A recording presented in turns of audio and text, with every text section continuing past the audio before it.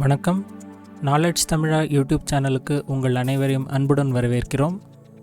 இந்த டுட்டோரியலில் நம்ம பார்க்க போகிறது மைக்ரோசாஃப்ட் பெயிண்டினுடைய 3 ட்ரிக்ஸை பற்றி தான். இந்த டுட்டோரியலை ஆரம்பிக்கிறதுக்கு முன்னால் இந்த சேனலை சப்ஸ்கிரைப் பண்ணிக்கோங்க. அப்போ தான் ஃப்யூச்சரில் நான் போடக்கூடிய அனைத்து டுட்டோரியல்களும் உங்களுக்கு வந்து சேரும். ஸோ வாங்க வீடியோக்குள்ளே போயிடலாம். ஸோ முதலாவதாக கண்டினியூஸ் சர்க்கிள்ஸ், அதாவது தொடர்ச்சியான சர்க்கிள்ஸ் வரைகிறது எப்படி அப்படின்னு பார்க்கலாம்.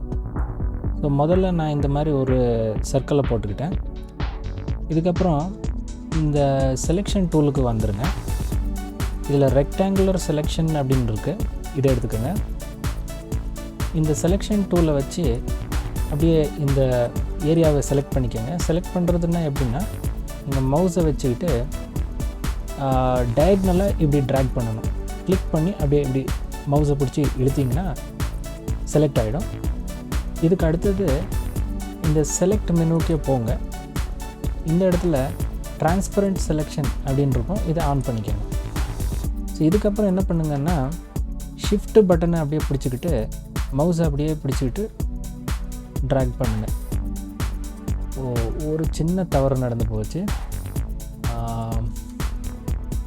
இதை எரேஸ் பண்ணிடலாம், திரும்ப ட்ரை பண்ணலாம். இந்த லைனினுடைய திக்னஸை குறைச்சிடலாம், 1 பிக்சலுக்கு மாற்றுறேன். ஸோ ஒரு சர்க்கிள் எப்படி போட்டுக்கிறேன். Selection tool, rectangular selection tool எடுத்துக்கிறேன். செலக்ட் பண்ணிவிட்டு ஷிஃப்ட்டை பிடிச்சிக்கிட்டு அப்படியே நீங்கள் மவுஸை பிடிச்சி ட்ராக் பண்ணிங்கன்னா இந்த மாதிரி தொடர்ச்சியான சர்க்கிள்ஸ், அதாவது கண்டினியூஸ் சர்க்கிள்ஸ் வரையலாம். ஸோ இதை வந்து சர்க்கிள்ஸ் இல்லாமல் வேறு சில ஷேப்ஸை வச்சு கூட பண்ணலாம் நீங்கள். ஸோ இந்த மாதிரி ஒரு ரெக்டாங்கிளை போட்டுக்கோங்க. மறுபடியும் இந்த செலெக்ஷன் டூல் எடுத்துக்கோங்க.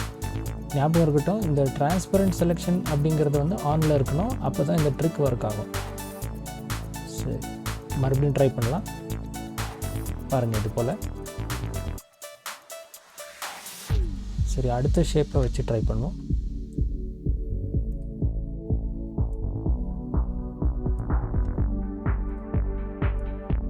ஸோ செலெக்ஷனை போட்டுக்கோங்க. அதுக்கப்புறம் வந்து ஷிஃப்ட்டை பிடிச்சிக்கிட்டு இது போல் ட்ராக் பண்ணுங்கள். ஸோ சர்க்கிளை மட்டும் இல்லாமல் மற்ற ஷேப்புங்களை வச்சு கூட நீங்கள் இந்த மாதிரி ட்ரை பண்ணலாம். ஸோ இது நம்மளுடைய ஃபஸ்ட்டு ட்ரிக்கு, அதாவது கண்டினியூஸ் ஷேப்ஸ் வரைகிறது எப்படி அப்படிங்கிறது தான் நம்மளுடைய ஃபஸ்ட்டு ட்ரிக்கு. சரி, இப்போ இரண்டாவது எம்எஸ் பெயிண்ட் ட்ரிக் என்னென்னு பார்க்கலாம். ஸோ இரண்டாவது எம்எஸ் பெயிண்ட் ட்ரிக் என்னன்னாக்கா, நம்ம வரையும்பொழுது ஃபில் கலர் மற்றும் அவுட்லைன் கலர் ரெண்டுமே வந்து சேர்ந்தாப்பில் வரையலாம். அதுதான் எப்படின்னு காட்ட போகிறேன். ஸோ இங்கே வந்து நீங்கள் கவனிச்சிங்கன்னா கலர் 1 கலர் 2 அப்படின்னு இருக்குது. ஸோ கலர் 1க்குள்ளே நம்ம என்ன செலக்ட் பண்ணுறோமோ அந்த கலர் வந்து அவுட்லைனுக்கு அப்ளை ஆகும் நார்மலி. கலர் 2ல் என்ன நீங்கள் வைக்கிறீங்களோ அது வந்து ஃபில் கலருக்கு அப்ளை ஆகும். ஸோ கலர் 2வை நான் செலக்ட் பண்ணிவிட்டு வேறு கலரை மாற்றிக்கிறேன். ஸோ இந்த லைன் திக்னஸை கூட கொஞ்சம் அதிகப்படுத்திடலாம் இந்த அடையாளத்துக்கு. ஸோ இதுக்கப்புறம் வந்து நீங்கள் இந்த ஃபில் அப்படின்னு இருக்க இந்த இடத்துல வந்து சாலிட் கலரை ஆன் பண்ணிக்கணும். ஸோ இந்த சாலிட் கலரை ஆன் பண்ணிக்கிறதுக்கு அப்புறம் தான் உங்களுக்கு வந்து அந்த ஃபில் அவுட்லைன் இரண்டு கலருமே வந்து ஒன்றாக வரைய முடியும். சரி, இதில் இன்னொரு ட்ரிக் நான் உங்களுக்கு சொல்ல போகிறேன். என்னென்னா, நீங்கள் இந்த கலர் 1ல் என்ன கலர் வச்சுருக்கீங்களோ யூஸ்வலி லெஃப்ட் பட்டனை பிடிச்சிக்கிட்டு நீங்கள் வரைஞ்சிங்கன்னா அது வந்து உங்களுக்கு அவுட்லைனுக்கு வருது. ஓகேங்களா? ஒரு செகண்ட், இந்த கலர் 2வை வந்து நான் மாற்றிடுறேன். சரி, இப்போ இதில் இன்னொரு ட்ரிக் என்னன்னு கேட்டிங்கன்னா, பாருங்கள், அதுவே வந்து நான் ரைட் பட்டன் பிடிச்சிட்டு வரைஞ்சேன்னா கலர் 2ல் என்ன இருக்கோ அது வந்து அவுட்லைனுக்கு வருது. மறுபடியும் பண்ணுற பாருங்கள், லெஃப்ட் பட்டனை பிடிச்சிட்டு வரைஞ்சோம்னா அது வந்து கலர் 1ல் இருக்கக்கூடியது வந்து அவுட்லைனுக்கு அப்ளை ஆகுது. அதுவே வந்து ரைட் பட்டன் பிடிச்சிட்டு நான் ட்ரா பண்ணேன்னா கலர் 2ல் இருக்கக்கூடிய கலர் வந்து அவுட்லைனுக்கு அப்ளை ஆகுது. ஸோ இது வந்து நீங்கள் ஒரு போனஸ் டிப்பாக எடுத்துக்கோங்க. சரிங்களா? சரி, வாங்க அடுத்த ட்ரிக், அதாவது 3வது மைக்ரோசாஃப்ட் பெயிண்ட் ட்ரிக் என்னன்னு பார்க்கலாம். சரி, முதல்ல இது எல்லாத்தையும் நான் வந்து எரேஸ் பண்ணிடுறேன். எரேஸ் பண்ணுறதுக்கு Ctrl+A ப்ரெஸ் பண்ணிவிட்டு delete பட்டனை ப்ரெஸ் பண்ணிங்கன்னா எல்லாம் எரேஸ் ஆகிடும். இதில் வந்து ஒரு விஷயத்தை நீங்கள் கவனிக்கணும். கலர் 2க்குள்ளே என்ன கலர் இருக்கோ அது வந்து பேக்ரவுண்ட் கலராக செட் ஆகிடும். அதனால் நம்ம வந்து திரும்ப அதை வந்து ஒயிட் கலருக்கு மாற்றிடலாம். சரி, இப்போ Ctrl+A ப்ரெஸ் பண்ணி delete ப்ரெஸ் பண்ணுறேன். ஸோ எல்லாம் எரேஸ் ஆகிடுச்சு. சரி, 3வது ட்ரிக் என்னன்னு பார்த்தீங்கன்னா, இப்போ ஒரு செஸ் போர்டு மாதிரி ஒரு பேக்ரவுண்டு வரைஞ்சி அதை வந்து டெஸ்க்டாப் வால்பேப்பராக எப்படி மாற்றுறது அப்படிங்கிறது தான் இப்போ பார்க்க போகிறோம். சரி, எப்படி? இப்போ ஃபஸ்ட்டு நம்ம என்ன பண்ணலாம் அப்படின்னா, நான் இந்த சைஸை கொஞ்சம் குறைச்சிட்றேன். ரெக்டாங்கிளை வரைங்க. ரெக்டாங்கிளை வந்து நான் பிளாக் கலரை மாற்றிக்கிறேன். ரெக்டாங்கிளை வரையும்பொழுது ஷிஃப்ட்டை பிடிச்சிக்கிட்டிங்கன்னா பர்ஃபெக்ட் ஸ்கொயர் வரையலாம். ஸோ ஒரு ரெக்டாங்கிள் வரைஞ்சாச்சு, அதாவது ஸ்கொயரை வரைஞ்சாச்சு. சரி, இப்போ என்ன பண்ணணும்? இப்போ வந்து அடுத்தது இந்த ரெக்டாங்குலர் செலெக்ஷன் எடுத்து இது வழக்கம் போல் செலக்ட் பண்ணிடுங்க. இது போல் இப்போ என்ன பண்ணுங்கள், கண்ட்ரோலை பிடிச்சிக்கிட்டு கிளிக் பண்ணி ட்ராக் பண்ணிங்கன்னா காப்பி ஆகும். கண்ட்ரோலை பிடிச்சிக்கிட்டு கிளிக் பண்ணி ட்ராக் பண்ணிங்கன்னா காப்பி ஆகும். ஸோ ஒரு விஷயம் மறுபடியும் நான் சொல்லிக்கிறேன், இந்த டிரான்ஸ்பரண்ட் செலெக்ஷன் அப்படிங்கிறது ஆனில் இருக்கணும். இது ஆஃபில் இருந்ததுன்னா அந்த மாதிரி வராது. பாருங்கள், அந்த பேக்ரவுண்டும் சேர்ந்து வருது. ஸோ பேக்ரவுண்ட் தெரியாமல் இருக்கணும் அப்படின்னா டிரான்ஸ்பரண்ட் செலெக்ஷன் ஆனில் இருக்கணும். சரி, ஸோ இப்போ மறுபடியும் இந்த 2 ஸ்கொயர்ஸையும் திரும்ப காப்பி பண்ணுறேன். மொத்தமாக செலக்ட் பண்ணிடுறேன்.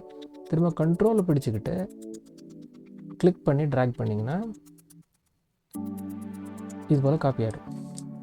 சரி, இப்போ இந்த ஃபர்ஸ்ட் ஸ்கொயரை வந்து பிளாக் கலர் ஃபில் பண்ணிடுறேன். அப்புறம் 4வது ஸ்கொயரை கூட நான் பிளாக் கலரில் ஃபில் பண்ணிடுறேன். இப்போ என்ன பண்ணணும் அப்படின்னா, இந்த செலெக்ஷன் டூலில் மறுபடியும் அதை செலக்ட் பண்ணிக்கோங்க. இதை கொண்டு வந்து இந்த கார்னரில் வச்சுருங்க. சரியாக வச்சுருங்க, பக்காவாக கார்னரில் வச்சுருங்க.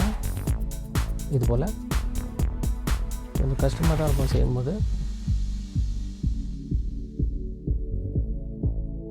ஓகே, இதுக்கப்புறம் என்ன பண்ணுங்கள், இங்கே இந்த ஸ்க்ரால் பார்ஸ் இருக்குது பார்த்தீங்களா, இது முழுசாக அப்படியே ஸ்க்ரால் பண்ணிவிடுங்க.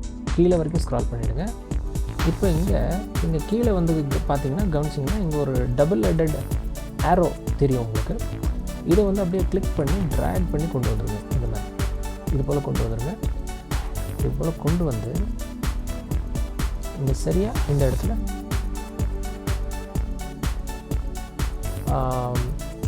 விட்டுருங்க.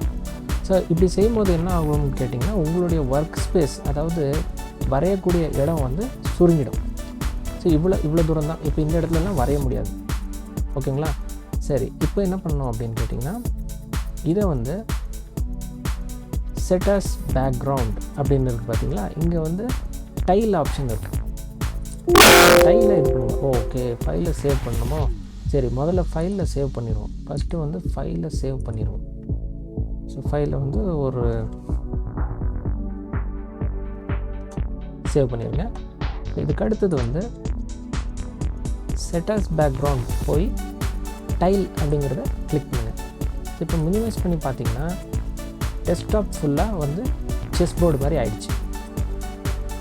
சரி, இதுவே வந்து அடுத்த ஆப்ஷன் என்ன இருக்குங்க, செட் அஸ் பேக்ரவுண்ட் போய் பார்த்தோம்னா ஃபில்லுன்னு இருக்குது. ஃபில்லுன்னு இருந்தால் என்ன ஆகும், அது ஒன்றே வந்து மொத்த டெஸ்க்டாப்பையும் ஆக்கியபை பண்ணிடும். சரி, நமக்கு தேவையாக இருந்தது என்ன, டைல் ஆப்ஷன் தான். சென்டர் அப்படிங்கிறதும் பார்ப்போம். சென்டர் அப்படின்னா நடுவில் வந்துடும். ஸோ டைலுக்கு அர்த்தம் என்ன அப்படின்னு பார்த்தீங்கன்னா, இது ஒரு இமேஜ் வந்து மல்டிபிள் டைம்ஸு ஒன்று பக்கத்தில் ஒன்று வச்ச மாதிரி, அது இந்த டைல்ஸ் எல்லாம் போட்டிருப்பாங்க பார்த்தீங்களா, அது போல் ஒன்று பக்கத்தில் ஒன்று வச்ச மாதிரி காப்பி ஆகிடும். அவ்வளோதான், வேறு ஒன்றும் இல்லை. ஸோ இது வந்து ஒரு ஷார்ட்கட், வேறு ஒன்றும் இல்லை. ஸோ இப்போ பார்த்தீங்கன்னா டெஸ்க்டாப் ஃபுல்லாக செஸ் போர்டு மாதிரி ஆயிடுச்சு. சரி, ஸோ இதுதான் 3வது ட்ரிக்கு. ஸோ நம்ம சேனலில் மறுபடியும் சொல்கிறேன், நம்ம சேனலை வந்து சப்ஸ்கிரைப் பண்ணிக்கோங்க. அப்போ தான் இந்த மாதிரி அற்புதமான டிப்ஸ் அண்ட் ட்ரிக்ஸை பற்றி நீங்கள் தெரிஞ்சுக்கலாம். வீடியோவை பார்த்ததுக்கு நன்றி. வணக்கம்.